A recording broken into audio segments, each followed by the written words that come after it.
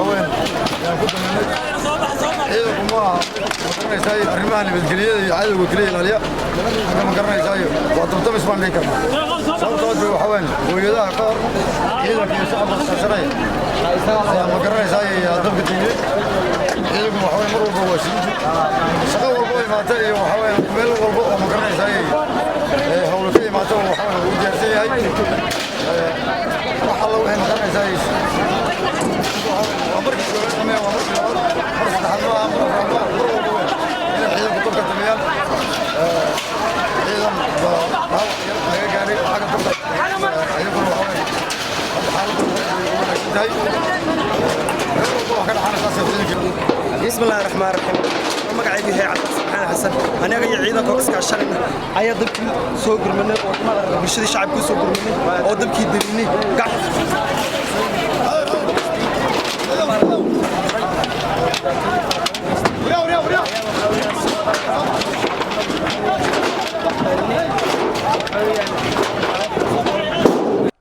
waa anigoo ah Jamarti Yaxye warbaahinta Daljir magaalada Jigjiga.